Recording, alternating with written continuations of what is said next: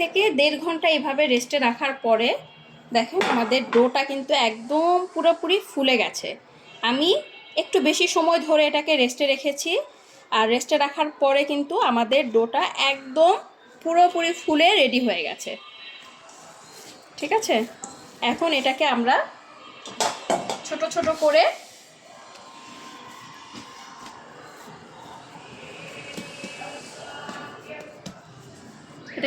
ছোট ছোট বানের শেপ দিব। আমাদের একটা বানের ওজন হবে 80 থেকে 100 গ্রামের মধ্যে। ঠিক আছে, আমাদের একটা বানের ওজন হবে 80 থেকে 100 গ্রামের মধ্যে। এই সাইজের করে যদি আপনারা একটা বান তৈরি করেন তাহলে দেখবেন যে আপনাদের বানগুলো পারফেক্ট হচ্ছে।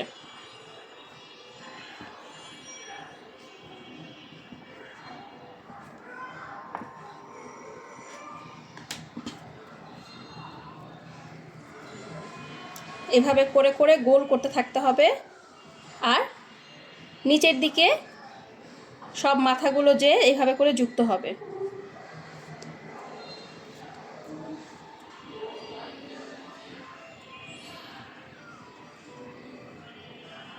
ঠিক আছে, এইভাবে করে আমাদের একটা বানের শেপ হবে। এখন এগুলোকে আমরা একটা প্যানের মধ্যে নিয়ে নিব, যেই প্যানে আমরা আজকে বানগুলো বানাবো সেই প্যানের মধ্যে নিয়ে নিচ্ছি।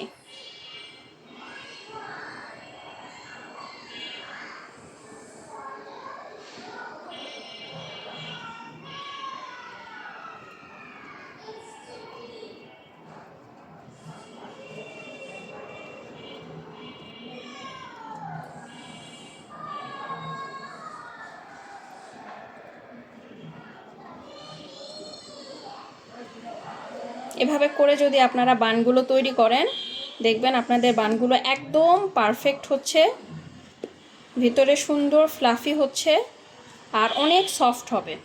ঠিক আছে, এভাবে করে পেছনে একদম সিল করে দিতে হবে, দিয়ে আমরা একটা একটা করে বান রাখবো। আর অবশ্যই গ্যাপ দিয়ে দিয়ে রাখতে হবে, কারণ এগুলো কিন্তু অনেকটা ফুলে যাবে।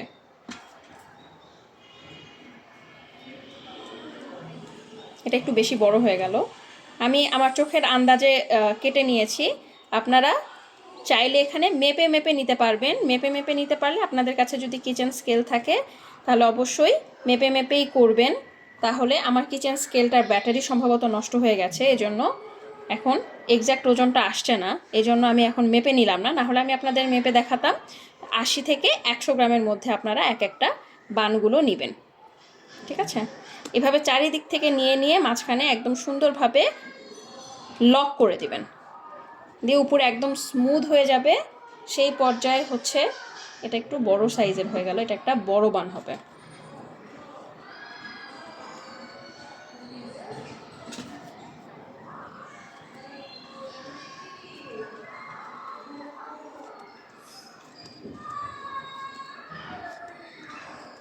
না হলে এভাবে করতে পারেন, এই প্লেন সাইডটা হাতের উপরে নিয়ে চারিদিক থেকে এভাবে করে নিয়ে এসে দিতে পারেন। এভাবে করে যদি দেন তাও হবে, যেভাবে করতে সুবিধা হবে সেভাবে করবেন।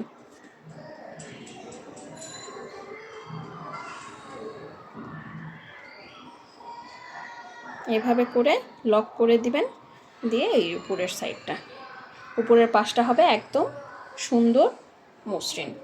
আমি 4টা দিলাম, এখানে 4টা বান দিয়েছি। আচ্ছা, এই বানটা যখন একটু বড়ই হয়ে গেছে এটাকে আমি তুলে নিচ্ছি, আমি এটাকে দিয়ে দিচ্ছি।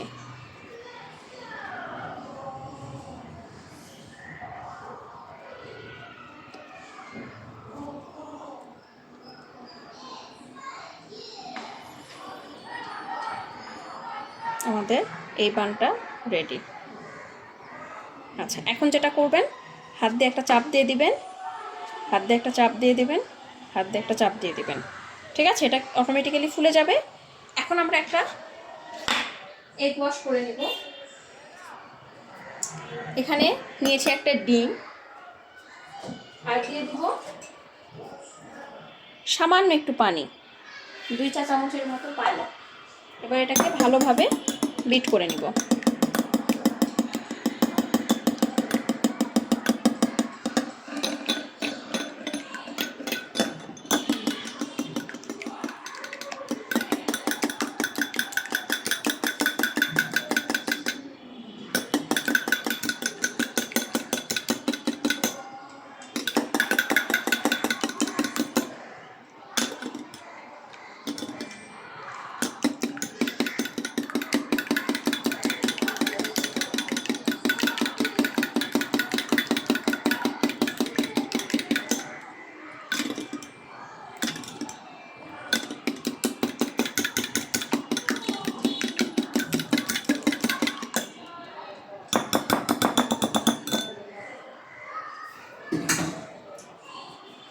এই ওয়াশটা আমরা এখন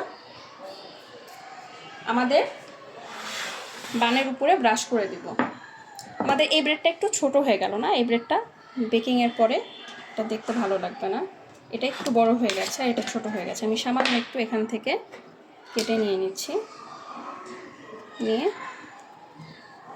এর মধ্যে দিয়ে দিচ্ছি, তাহলে আমাদের সবগুলোর মাপ সমান হয়ে যাবে,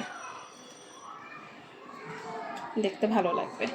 ব্যাস, এখন আমরা যেটা করব, একটা ব্রাশের সাহায্যে এগ ওয়াশটা ব্রাশ করে দেব।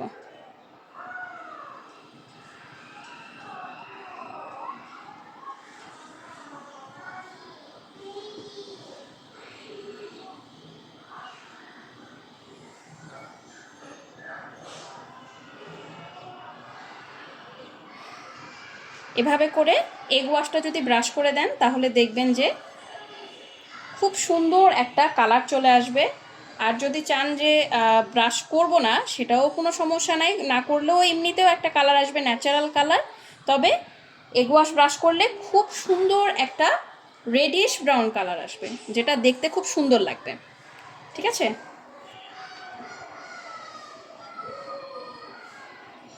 এখন এভাবে আমরা এটাকে রেস্টে রেখে দিব 15 থেকে 30 মিনিটের জন্য, যতক্ষণে না আমাদের এইটা হচ্ছে ফুলে একদম সুন্দর একটা ব্রেডের শেপে চলে আসে। আর এটাকে আমি একটা ফয়েলের মধ্যে দিয়ে দিচ্ছি, এটার মধ্যে দিয়ে দিচ্ছি, এটাও খুব সুন্দর একটা ব্রেডের শেপ চলে আসবে। আচ্ছা, এটাতে না দিয়ে আমাদের ছোট্ট যে মোল্ড আছে সেই মোল্ডে দিয়ে দিই। আর এটা হচ্ছে আমি এখন ওভেনের ভেতরে ঢেকে রেখে দিব, তাহলে এটা কিন্তু খুব সুন্দর ফুলে যাবে।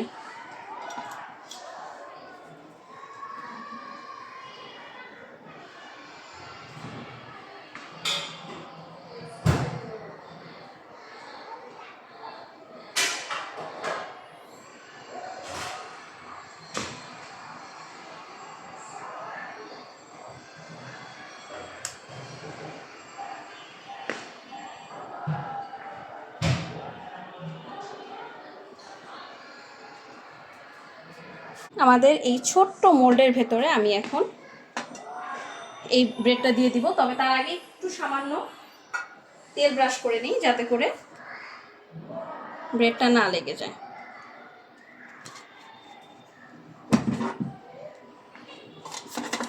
আমি ওই ব্রাশ দিয়ে আর করছি না, কারণ ব্রাশে যেহেতু ডিম লেগে আছে, আমি যদি এখন ওটা দিই তাহলে ব্রেড এখানে লেগে যাবে।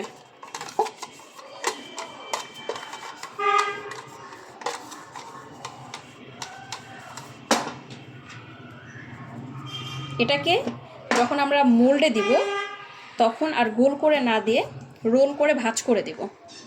ঠিক আছে, এভাবে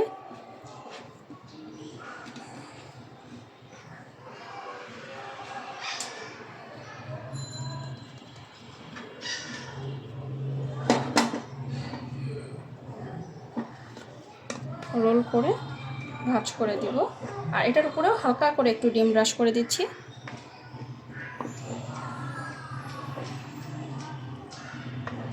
আচ্ছা, এভাবে এখন এটাকেও আমি রেখে দিচ্ছি, এটাও ফুলে যাবে।